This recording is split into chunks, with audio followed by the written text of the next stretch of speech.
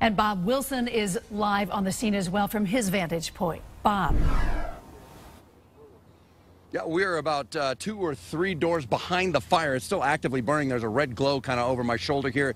At times, it is shooting up into the air where flames are visible up into the top, and you hear a lot of rounds like popping and banging going off. And there's SWAT members down there. We were told we just don't go down near there.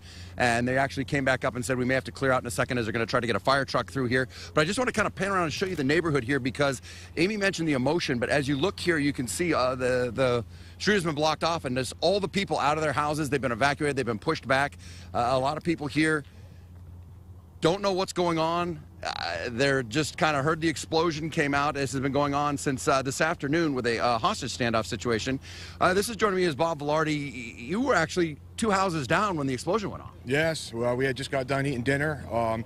We got up, we heard the explosion, actually knocked my wife to the floor.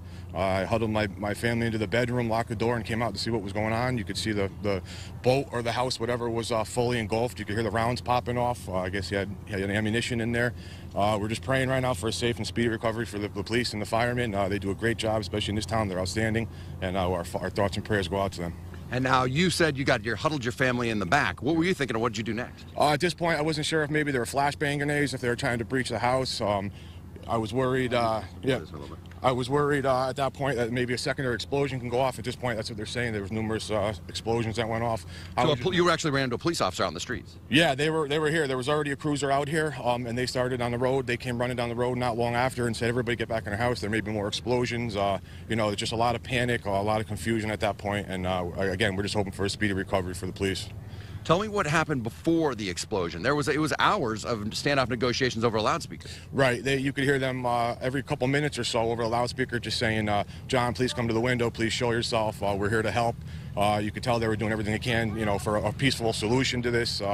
Unfortunately, it didn't work that way, but they definitely did an outstanding job.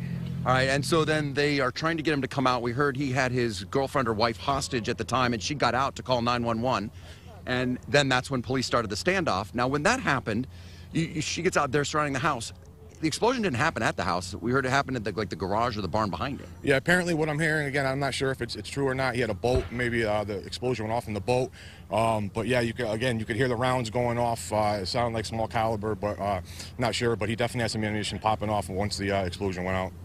What are your thoughts right now? I mean, your family's right here. It knocked your wife to the ground. It shakes you up. You don't expect it in a neighborhood like this. It's unbelievable. But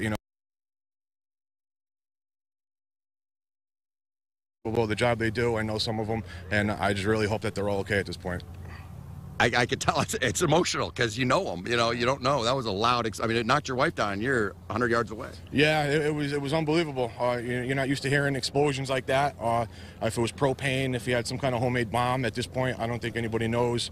But it was enough. Yeah, I'm still kind of shaking, and it happened well over an hour ago. So yeah, unbelievable. Our thoughts and prayers are with the firefighters and the SWAT members, and that's what's going on here. Again, the neighborhood just covered with people as they've come out of their houses. SWAT right down there, the fire department right down there trying to put out. They have been calling for John to come out of the house, and they are trying to get him to come out because the garage is on fire. Now we're told the house is on fire. So we're not sure exactly how this is going to end, but we will be here updating you live throughout the newscast. I'm Bob Wilson reporting live in North Haven, News 8.